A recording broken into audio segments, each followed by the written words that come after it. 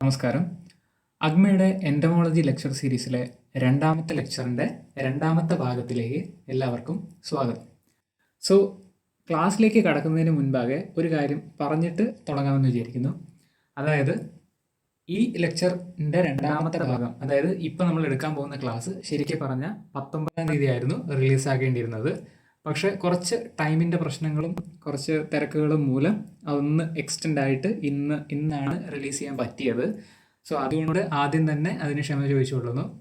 രണ്ടാമത്തെ ഒരു കാര്യം എന്ന് പറഞ്ഞു കഴിഞ്ഞാൽ ഒരു ഗുഡ് ന്യൂസ് ആണ്. എന്ന് പറഞ്ഞു കഴിഞ്ഞാൽ 19-ാം തീയതി ആ വീഡിയോ ആൻറ്റിസിപ്പേറ്റ് ചെയ്ത് കുറച്ച് പേര് ഇരുന്നിട്ടുണ്ടായിരുന്നു. അപ്പോൾ റിലീസ് ആവാത്തത് കൊണ്ട് തന്നെ അഗ്മ ടീമിനോട് അവർ പ്രത്യേകം വന്ന് അന്വേഷിക്കുകയുണ്ടായി.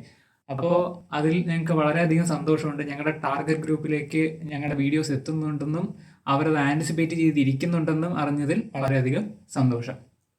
സോ നമുക്ക് ഈ ക്ലാസ്സിലേക്ക് കടക്കാം. കഴിഞ്ഞ ക്ലാസ്സിൽ, അതായത് പാർട്ട് 1, ഇതിൻ്റെ പാർട്ട് 1-ൽ നമ്മൾ വേരിയസ് ജിയോളജിക്കൽ എറാസ്, നമ്മളെ എവല്യൂഷൻ ഓഫ് ഇൻസെക്ട്സ്, അതായത് ഒറിജിൻ ഓഫ് ഇൻസെക്ട്സ്, അങ്ങനത്തെ കുറച്ച് കോൺസെപ്റ്റുകളും ഹിസ്റ്ററി ഓഫ് എൻഡമോളജി, അതായത് എൻഡമോളജി എന്ന ഒരു സബ്ജക്റ്റിലെ സയൻറ്റിഫിക് സ്റ്റഡി ആയിട്ട് അത് ഇവോൾവ് ആവുന്നതും അതിൻ്റെ വേരിയസ് മൈൽ സ്റ്റോണുകളും എല്ലാം നമ്മൾ കഴിഞ്ഞ ക്ലാസ്സിൽ കണ്ടു. പിന്നെ ഈ ക്ലാസ്സിൽ എന്ന് പറഞ്ഞു കഴിഞ്ഞാൽ നമ്മൾ കുറച്ച് classification of Arthropoda, classification of phylum ആർത്രോപോഡയാണ് നമ്മൾ പഠിക്കാൻ പോകുന്നത്. ക്ലാസിഫിക്കേഷൻ ഓഫ് ഇൻസെക്ട്സ് അല്ല, ക്ലാസിഫിക്കേഷൻ ഓഫ് ഫൈലം ആർത്രോപോഡയാണ്. ക്ലാസിഫിക്കേഷൻ ഓഫ് ഇൻസെക്ട്സ് നമുക്ക് കുറച്ചും കൂടെ ഡീറ്റെയിൽ ആയിട്ട് ടാക്സോണമി ഡിവിഷനിൽ നമുക്ക് പഠിക്കാം. ഇപ്പോൾ നമ്മൾ പഠിക്കാൻ പോകുന്നതെന്ന് പറഞ്ഞു കഴിഞ്ഞാൽ കുറച്ച് ടാക്സോണമി ആൻഡ് സിസ്റ്റമാറ്റിക്സ് റിലേറ്റഡ് ആയിട്ടുള്ള കുറച്ച് കോൺസെപ്റ്റുകളും ടെർമിനോളജീസുമാണ്. അതിന് പുറമെ നമ്മുടെ ഫൈലം ആർത്രോപോഡ, ഇൻസെക്റ്റ എവിടെയാണുള്ളത്? ഫൈലം ആർത്രോപോഡയിൽ. Class Insecta belongs to phylum Arthropoda. അപ്പോൾ ഈ ഫൈലം ആർത്രോപോഡയിലുള്ള വേരിയസ് സബ് ഫൈലങ്ങളും വേരിയസ് ക്ലാസ്സുകളും അവരുടെ ക്യാരക്ടേഴ്സും എല്ലാം നമ്മൾ ഈ ഒരു ക്ലാസ്സിൽ പഠിക്കും. അപ്പോൾ നമുക്ക് ക്ലാസ്സിലേക്ക് കടക്കാം. ഫസ്റ്റ് ഓഫ് ഓൾ നമുക്ക് ക്ലാസിഫിക്കേഷനായിട്ട് റിലേറ്റഡ് ആയ കുറച്ച് ടെർമിനോളജികളുണ്ട്, ലൈക്ക് ടാക്സോണമി, സിസ്റ്റമാറ്റിക്സ്, അങ്ങനത്തെ. സോ ഈ ടാക്സോണമി, സിസ്റ്റമാറ്റിക്സ് എന്നൊക്കെ നമ്മൾ ആദ്യത്തെ ക്ലാസ്സിൽ തന്നെ പഠിക്കുകയും ഈ ടാക്സോണമി പഠിക്കുന്ന സമയത്ത്. പക്ഷേ ഈ ടാക്സോണമിയും സിസ്റ്റമാറ്റിക്സും എങ്ങനെയാണ് വ്യത്യാസം ആവുന്നതെന്ന് പലർക്കും ആൻസർ ചെയ്യാൻ പറ്റില്ല. അത് ചിലർക്ക് കൺഫ്യൂഷൻ വരുന്ന ഒരു ഏരിയയാണ്. അപ്പോൾ ആദ്യം നമുക്ക് ബേസിക്സ് എല്ലാം കറക്റ്റ് ചെയ്തിട്ട് പോകണം. സോ ഫസ്റ്റ് ഓഫ് ഓൾ നമുക്ക് ഈ ടാക്സോണമി, സിസ്റ്റമാറ്റിക്സ് എന്ന് പറയുന്ന ടേമുകൾ എന്താണെന്നും how they differ from each other എന്നൊരു കോൺസെപ്റ്റ് നമ്മൾ മനസ്സിലാക്കി വെക്കണം. So first of all taxonomy. Taxonomy എന്ന് പറയുന്നത് രണ്ട് കാര്യങ്ങളാണ്. ഒന്ന് classification of insects and nomenclature of insects. So classification of insect എന്ന് പറയുന്ന സമയത്ത് ഇൻസെക്റ്റുകളെ അപ്രോപ്രിയേറ്റ് ആയ ഓരോരോ ടാക്സോണുകളിലേക്ക് ക്ലാസിഫൈ ചെയ്ത് വെക്കുന്ന അല്ലെങ്കിൽ കാറ്റഗറൈസ് ചെയ്ത് വെക്കുന്ന ആ ഒരു പ്രോസസ്സിനെയാണ് നമ്മൾ ക്ലാസിഫിക്കേഷൻ എന്ന് പറയുന്നത്. നോമൻക്ലേച്ചർ എന്ന് പറഞ്ഞു കഴിഞ്ഞാൽ അതിന് സയൻറ്റിഫിക്കലി പേരിട്ട് കൊടുക്കുന്നത്, അതായത് സയൻറ്റിഫിക് നെയിമിങ്, ആ ഒരു പ്രോസസ്സിനെയാണ് നമ്മൾ നോമൻക്ലേച്ചർ എന്ന് പറയുന്നത്. അപ്പോൾ ഈ നോമൻക്ലേച്ചർ യൂഷ്വലി ബൈനോമിയൽ നോമൻക്ലേച്ചറാണ്. നമ്മൾ ട്രൈനോമിയൽ നോമൻക്ലേച്ചറും കാണാറുണ്ട്, സബ് സ്പീഷീസും കൂടെ ആഡ് ചെയ്തിട്ട്. പക്ഷേ മോസ്റ്റ്ലി നമ്മൾ യൂസ് ചെയ്യുന്ന ഒരു പ്രോസസ്സ് എന്ന് പറഞ്ഞാൽ, അല്ലെങ്കിൽ ആ ഒരു ടെക്നിക്ക് എന്ന് പറയുന്നത് ബൈനോമിയൽ നോമൻക്ലേച്ചറാണ്. നമ്മൾ എവിടെയാണ് ബൈനോമിയൽ നോമൻക്ലേച്ചർ കണ്ടിട്ടുള്ളത്? 1758 കാൾ ലിനിയസ് സിസ്റ്റം ആൻഡ് നേച്ചറുടെ 10th എഡിഷനിൽ പ്രൊപ്പോസ് ചെയ്ത ഒരു സിസ്റ്റമാണ് ബൈനോമിയൽ നോമൻക്ലേച്ചർ. ബൈനോമിയൽ നോമൻക്ലേച്ചറിൽ രണ്ട് പാർട്ടുകളാണുള്ളത്, ഒന്ന് ജനറിക് നെയിമും ഒന്ന് സ്പീഷീസ് നെയിമും. So that is about nomenclature. So taxonomy എന്താണെന്ന് നമ്മൾ പഠിച്ചു. It is the combination of classification and nomenclature. So classification എന്ന് പറയുമ്പോൾ അതിനെ നമുക്ക് ഫർദറായിട്ട് ഡിവൈഡ് ചെയ്യാം. ലൈക്ക് ഇപ്പം നമ്മളൊരു ഇൻസെക്റ്റിനെ കാണുകയാണ്, അപ്പം നമ്മൾ അതിനെ ഐഡൻറ്റിഫൈ ചെയ്യണം, അതിനെ ഡിസ്ക്രൈബ് ചെയ്യണം, എന്നിട്ട് അതിനെ ഒരു ടാക്സോണിലേക്ക് എടുത്ത് വെക്കണം. അപ്പോൾ ഇതാണ് ക്ലാസിഫിക്കേഷൻ പ്രോസസ്സ് എന്ന് പറയുന്നത്. അപ്പോൾ ഈ classification process along with nomenclature പ്രോസസ്സാണ് ടാക്സോണമി. പിന്നീട് വരുന്നതാണ് സിസ്റ്റമാറ്റിക്സ്. സിസ്റ്റമാറ്റിക്സ് എന്താണെന്ന് ചോദിച്ചു കഴിഞ്ഞാൽ, നമ്മൾ ഒരു ഇൻസെക്റ്റിനെ പറ്റി നമ്മൾ പഠിക്കുന്ന സമയത്താണ് നമ്മൾ ഈ ടാക്സോണമി യൂസ് വരുന്നത്. പക്ഷേ നമ്മൾ ഈ ഇൻസെക്റ്റിൻ്റെ കൂടെ വേറൊരു ഇൻസെക്റ്റിനെയും കൂടെ കൊണ്ടുവന്നു. How to differentiate this insect from this insect, അതാണ് നമ്മൾ സിസ്റ്റമാറ്റിക്സിൽ പഠിക്കുന്നത്. ദ സ്റ്റഡി ഓഫ്, അല്ലെങ്കിൽ the scientific study of the kinds and diversity among the organisms. ഈ ഇൻസെക്റ്റ് എങ്ങനെയാണ് ഈ ഇൻസെക്റ്റിൽ നിന്ന് വ്യത്യസ്തമാകുന്നത്, ഈ ഇൻസെക്റ്റിലുള്ള എന്തൊക്കെ സിമിലാരിറ്റീസ് ആണ് ഈ ഇൻസെക്റ്റിലുള്ളത്, ഈ ഇൻസെക്റ്റിലുള്ള എന്തൊക്കെ ഡൈവേഴ്സിറ്റീസ് ആണ് ഈ ഇൻസെക്റ്റിലുള്ളത് എന്നൊക്കെ പറയുന്ന ആ ഒരു പഠിക്കുന്ന ആ ഒരു പ്രോസസ്സ് അല്ലെങ്കിൽ ആ ഒരു ശാസ്ത്രശാഖയാണ് നമ്മൾ സിസ്റ്റമാറ്റിക്സ് എന്ന് പറയുന്നത്. So that is about taxonomy, systematics and nomenclature.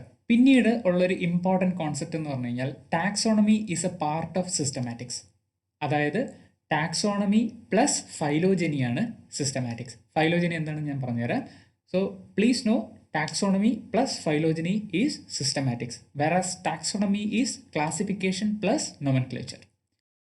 So phylogeny എന്ന് പറഞ്ഞു കഴിഞ്ഞാൽ phylogeny is the scientific study of evolutionary history of the organisms. അതായത് ഇപ്പം നമ്മൾ സിസ്റ്റമാറ്റിക്സിൽ പഠിച്ചു how the insect differ from each other. പക്ഷേ നമ്മൾ ഒരു കാര്യം കൂടെ പഠിച്ചു, systematics is the combination of taxonomy plus phylogeny. അപ്പം നമ്മൾ രണ്ട് ഇൻസെക്റ്റുകളെ ഐഡൻറ്റിഫിക്കേഷനും ഡിസ്ക്രിപ്ഷനും മാത്രം കൊടുത്താൽ പോരാ, ആ രണ്ട് ഇൻസെക്റ്റുകൾ എവല്യൂഷണറിലി അതെങ്ങനെയാണ് റിലേറ്റഡ് അതും കൂടെ നമ്മൾ പഠിക്കണം. അപ്പം ആ ഒരു പഠനശാഖയാണ് നമ്മൾ ഫൈലോജനി എന്ന് പറയുന്നത്. അതായത് how two insects are evolutionary related, അങ്ങനെ പഠിക്കുന്ന ഒരു ശാസ്ത്രശാഖയാണ് നമ്മൾ ഫൈലോജനി എന്ന് പറയുന്നത്. സോ പറഞ്ഞതുപോലെ systematics is a combination of taxonomy plus phylogeny. So with that നമ്മൾ ടാക്സോണമി, സിസ്റ്റമാറ്റിക്സ്, ഫൈലോജനി, നോമൻക്ലേച്ചർ എന്നീ 4 ടെർമിനോളജീസും how they are related to each other and how they vary from each other എന്ന കോൺസെപ്റ്റുകൾ നമ്മൾ പഠിച്ചു കഴിഞ്ഞു. ഇനി നമുക്ക് പഠിക്കാനുള്ളത് 2 ഇമ്പോർട്ടൻറ്റ് ടെർമിനോളജീസ് ആണ്. That comes under phylogeny. എന്ന് പറഞ്ഞു കഴിഞ്ഞാൽ ഫൈലോജനി എന്താണെന്ന് നമുക്കറിയാം, it is the study of evolutionary relationship between the organisms. അപ്പോൾ ഫൈലോജനി പഠിക്കാൻ യൂസ് ചെയ്യുന്ന മെത്തേഡുകളാണ് ക്ലാഡിസ്റ്റിക്സും ഫെനറ്റിക്സും.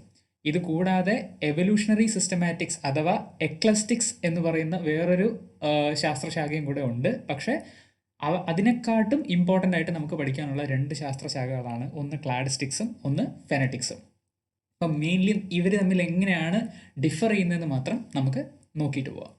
സോ ക്ലാഡിസ്റ്റിക്സ് എന്ന് പറഞ്ഞു കഴിഞ്ഞാൽ the study of phylogeny using the ancestry അല്ലെങ്കിൽ എവല്യൂഷൻ ഫ്രം കോമൺ ആൻസസ്റ്റേഴ്സ്. അപ്പോൾ നമ്മൾ ഈ 2 ടെർമിനോളജീസ് പഠിക്കുമ്പം ഇതിൻ്റെ കൂടെ നമ്മൾ ഒരു കീ വേർഡും കൂടെ കോറിലേറ്റ് ചെയ്ത് പഠിക്കുകയാണെങ്കിൽ ക്ലാഡിസ്റ്റിക്സ് എന്ന് കേട്ട് കഴിഞ്ഞാൽ മോസ്റ്റ് റീസെൻറ്റ് കോമൺ ആൻസസ്റ്റർ എന്ന മൈൻഡിലേക്ക് വരണം. അഥവാ അല്ലെങ്കിൽ നേരെ തിരിച്ച് മോസ്റ്റ് റീസെൻറ്റ് കോമൺ ആൻസസ്റ്റർ എന്നൊരു ഫാക്ടർ വെച്ച് 2 ഇൻസെക്റ്റുകളെ നമ്മൾ അവരുടെ എവല്യൂഷണറി സ്റ്റഡീസ് നമ്മൾ പഠിക്കുകയാണെന്നുണ്ടെങ്കിൽ അതിനെയാണ് നമ്മൾ ക്ലാഡിസ്റ്റിക്സ് എന്ന് പറയുന്നത്. പിന്നീട് വാട്ട് ഈസ് ഫെനറ്റിക്സ്? ഫെനറ്റിക്സ് എന്ന് പറയുമ്പം ഫെനറ്റിക്സിൽ നമ്മൾ കോമൺ ആൻസസ്റ്ററുകളോ അങ്ങനത്തെ ഒരു പ്രോപ്പർട്ടീസും നമ്മൾ നോക്കുന്നില്ല. 2 ഇൻസെക്റ്റുകൾ അവരുടെ മോർഫോളജിക്കൽ ഫീച്ചേഴ്സ് മെയിൻലി അല്ലെങ്കിൽ അവരുടെ അനാറ്റമിക്കൽ അല്ലെങ്കിൽ മോളിക്കുലർ ഫീച്ചേഴ്സ് എല്ലാം കോറിലേറ്റ് ചെയ്തിട്ട്, അഥവാ ഈ മോർഫോളജിക്കൽ മെഷർമെൻറ്റ്സ് അല്ലെങ്കിൽ ഈ ജീനുകൾ തമ്മിലുള്ള ലെങ്ത്ത് അങ്ങനത്തെ കുറച്ച് ക്യാരക്ടേഴ്സ് എടുത്ത് അല്ലെങ്കിൽ നമുക്ക് മെഷർ ചെയ്യാൻ പറ്റുന്ന കുറച്ച് ക്യാരക്ടേഴ്സുകൾ എടുത്ത് അവരെ തമ്മിൽ കോറിലേറ്റ് ചെയ്തിട്ട് ഈ 2 ഓർഗാനിസംസ് ഇങ്ങനെയാണ് ഇവർ റിലേറ്റഡ് എന്ന്, അല്ലെങ്കിൽ ദിസ് ക്ലോസ് ദെയർ റിലേറ്റഡ് അല്ലെങ്കിൽ ദിസ് ഫാർ ദെയർ റിലേറ്റഡ് എന്ന് അസർട്ടൈൻ ചെയ്യുന്ന ആ ഒരു പ്രോസസ്സിനെയാണ് നമ്മൾ ഫെനറ്റിക്സ് എന്ന് പറയുന്നത്. അപ്പോൾ ഫെനറ്റിക്സിൽ we are not using ancestral organisms, whereas cladistics we are using the ancestral organisms. So that is about the various terminologies regarding the classification process. So ഞാൻ പറഞ്ഞതിൻ്റെ ഒരു ഇക്വേഷൻ ഫോമാണിത്. Classification plus nomenclature is taxonomy and taxonomy plus phylogeny is systematics.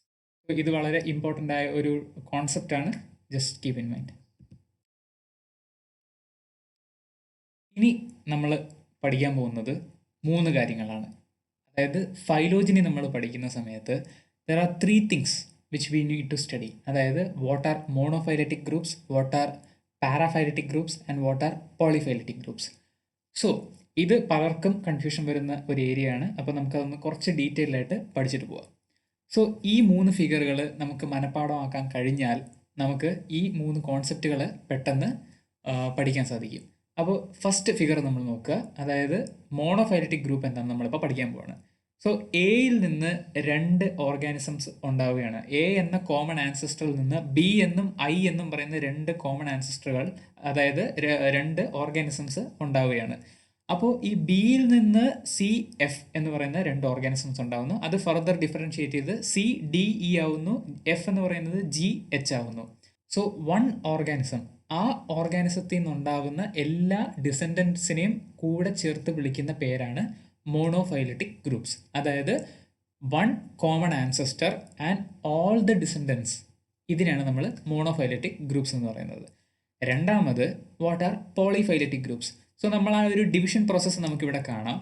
അപ്പോൾ B എന്നൊരു ഓർഗാനിസത്തിൽ നിന്നാണ് C എന്നും F എന്നും പറയുന്ന ഓർഗാനിസംസ് ഉണ്ടാകുന്നത്. അതിൽ നിന്ന് വേർതിരിഞ്ഞുണ്ടാവുന്നതാണ് ഡി ഇ ജി എച്ച് എന്ന് പറയുന്ന organisms. So as you can see in the image, E എന്ന് പറയുന്ന ഇൻസെക്റ്റ്, അതായത് ഇ എന്ന് പറയുന്ന ഓർഗാനിസവും ജി എന്ന് പറയുന്ന ഓർഗാനിസവും തമ്മിൽ യാതൊരുവിധ ബന്ധങ്ങളും ഇല്ല. സോ വേറെ വേറെ ക്യാരക്ടേഴ്സ് ഉണ്ടാകുമ്പോഴാണ് ഒരു ഓർഗാനിസം, അതായത് ഒരു പോയിന്റിൽ നിന്ന് ബിയിൽ നിന്ന് സി എന്നും എഫ് എന്നും പറയുന്ന ഓർഗാനിസംസ് ഉണ്ടാകുന്നത്. സോ സിയും എഫും തമ്മിൽ പോലും കാര്യമായ സിമിലാരിറ്റീസ് ഇല്ല. അതുകൊണ്ടാണ് അവരെ രണ്ട് ടാക്സോണിലേക്ക് നമ്മൾ അയക്കുന്നത്. സോ ഇ എന്ന് പറയുന്ന ഒരു ഓർഗാനിസത്തിലും ജി എന്ന് പറയുന്ന ഓർഗാനിസത്തിലും കാര്യമായി സിമിലാരിറ്റീസ് ഒന്നുമില്ല. So they are unrelated organisms.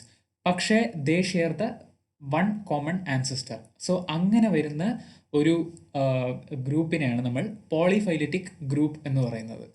പിന്നീട് what is പാരാഫൈലറ്റിക് groups.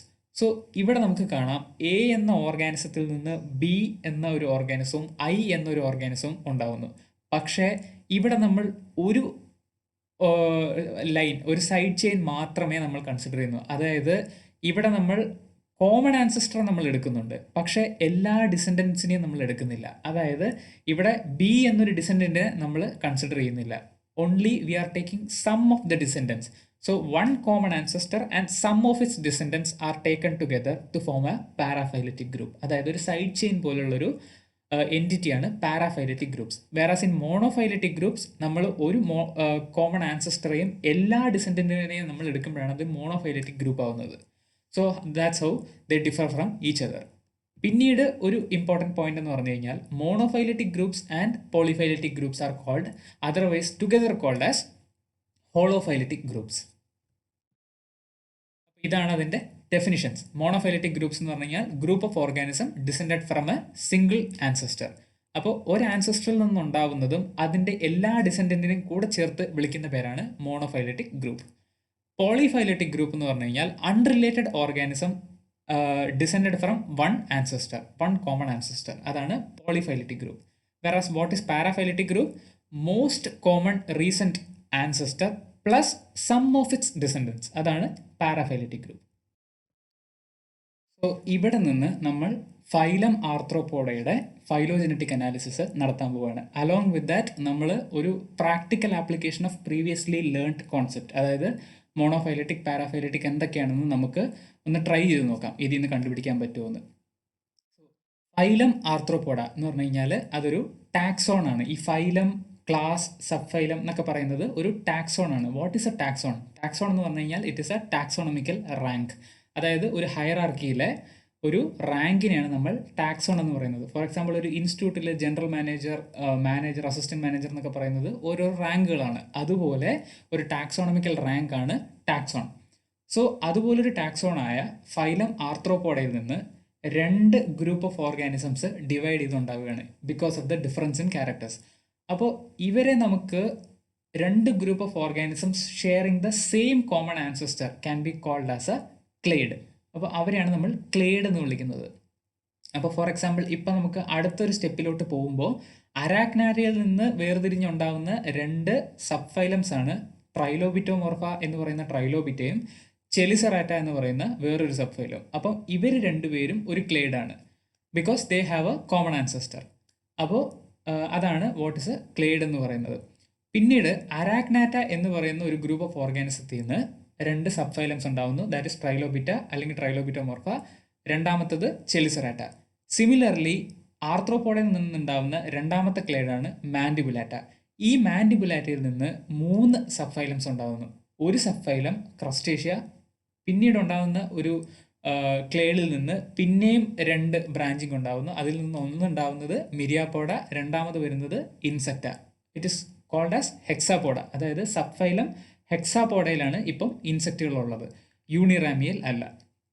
So 2020 JRF question ആയിരുന്നു the sub phylum to which class Insecta belongs to. അത് ആക്ച്വലി യൂണിറാമിയ എന്നാണ് അതിൽ കൊടുത്തിട്ടുണ്ടായിരുന്നത്, പക്ഷേ it is according to the previous classification. ഇപ്പോഴത്തെ ക്ലാസിഫിക്കേഷനിൽ sub phylum of class Insecta എന്ന് പറയുന്നത് ഹെക്സാപോഡ എന്ന് പറയുന്നൊരു സബ് ഫൈലമാണ്. കാരണം ഈ ക്ലാസിഫിക്കേഷനിൽ പ്രൊട്യൂറ, കൊളംബോള, ഡിപ്ലൂറ എന്ന് പറയുന്ന 3 ഗ്രൂപ്പുകളെ നമ്മൾ പാരാഫൈലറ്റിക് ആയിട്ടാണ് കൺസിഡർ ചെയ്യുന്നത്. It does not belong as insects. അതിനെ ഇൻസെക്റ്റുകളായിട്ട് നമ്മൾ കൺസിഡർ ചെയ്യുന്നില്ല. It is a paraphyletic group of insects. അവരെ 3 പേരെ നമ്മൾ എൻഡോഗ്നാത്ത എന്ന് പറയുന്ന ഒരു ഗ്രൂപ്പായിട്ടാണ് കൺസിഡർ ചെയ്യുന്നത്. അപ്പോൾ ഇത് നമുക്ക് what is a monophyletic group, what is a paraphyletic group, what is a polyphyletic group എന്ന് കണ്ടുപിടിക്കാം. സോ ഇപ്പം നമ്മൾ കാണുന്ന 2 റെഡ് റെക്ടാങ്കിൾസ്, അതായത് Arachnata along with all its common descendants, അതായത് ട്രൈലോബിറ്റ, ചെലിസറാറ്റ, ഇതൊരു മോണോഫൈലറ്റിക് ഗ്രൂപ്പാണ്. Mandibulata along with all its common ancestors descendants, that is Crustacea, Myriapoda, Insecta എന്ന് പറയുന്നതാണ് monophyletic groups. Similarly Mandibulata, Crustacea include ചെയ്യാതെ ഈ ഒരു branch മാത്രം നമ്മൾ എടുക്കുമ്പോൾ it is a paraphyletic group. ആ ഗ്രീൻ റെക്ടാങ്കിൾ എന്ന് പറയുന്നത് പാരാഫൈലറ്റിക് ഗ്രൂപ്പാണ്.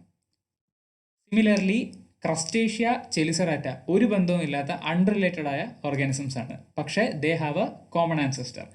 So they are polyphyletic groups. അപ്പോൾ Chelicerata and Crustacea are polyphyletic. അതൊരു ഇമ്പോർട്ടൻറ്റ് കോൺസെപ്റ്റ് ആണ്. ഇതാണ് ഞാൻ പറഞ്ഞ ക്വസ്റ്റ്യൻ. ഈ class Insecta belongs to which sub phylum? പറഞ്ഞതുപോലെ ഓപ്ഷൻ എ യൂണിറേമിയാണ് ഇതിൻ്റെ ആൻസർ. അപ്പോൾ നമ്മൾ ഉള്ള ഓപ്ഷൻസിൽ ഏറ്റവും ബെറ്റർ ഓപ്ഷൻ ഏതാണെന്ന് സെലക്ട് ചെയ്യണം. ഇതൊരു ക്വസ്റ്റ്യൻ എങ്ങനെയാണ് ആൻസർ ചെയ്യേണ്ടത് എന്നൊരു മോഡ് ഓഫ് ഇതാണ് എന്ന് പറഞ്ഞു കഴിഞ്ഞാൽ mode of answering of questions. First നമ്മൾ എല്ലാ ഓപ്ഷൻസും അനലൈസ് ചെയ്തിട്ട് അതിലെ ബെസ്റ്റ് ആൻസർ, അതായത് മോസ്റ്റ് അപ്രോപ്രിയേറ്റ് ആൻസർ ആണ് നമ്മൾ എടുക്കേണ്ടത്. ഇതിൽ ഹെക്സാപോഡ എന്ന് പറഞ്ഞൊരു ഓപ്ഷൻ ഇല്ല. അപ്പോൾ closest to the answer is Uniramia. അപ്പോൾ നമ്മൾ അതാണ് ആൻസർ. പിന്നീട് നമ്മൾ ക്വസ്റ്റ്യൻ പേപ്പർ പിന്നെയും വായിക്കണം. എന്നിട്ട് ഈ 3 ഓപ്ഷനുകൾ, അതായത് തെറ്റുത്തരങ്ങൾ നമ്മൾ അനലൈസ് ചെയ്യണം. കാരണം ഇതിൽ നിന്ന് നമുക്ക് കിട്ടുന്ന ഇൻഫർമേഷൻ വളരെ വലുതാണ്. അടുത്ത എക്സാമുകളിൽ നമുക്കത് ഉപകരിക്കും. അപ്പോൾ ഇതിൽ നമുക്ക് ഈ വരുന്ന സബ് ഫൈലും, അതായത് ഈ വരുന്ന കൊടുത്തിരിക്കുന്ന ഗ്രൂപ്പുകൾ ഏതൊക്കെയാണെന്നാണ് ഇതിൽ ഞാൻ കൊടുത്തിരിക്കുന്നത്. പിക്നോഗോണിഡ എന്ന് പറയുന്നത് സീ സ്പൈഡേഴ്സിൻ്റെ ഒരു ഗ്രൂപ്പാണ്. സൈഫോസ്യൂറ എന്ന് പറയുന്നത് ഹോർഷൂ ക്രാബ് എന്ന് പറയുന്ന ഒരു ഗ്രൂപ്പാണ്. ഡിപ്ലോപോഡ എന്ന് പറയുന്നത് മില്ലിപീഡ്സിൻ്റെ ഗ്രൂപ്പാണ്.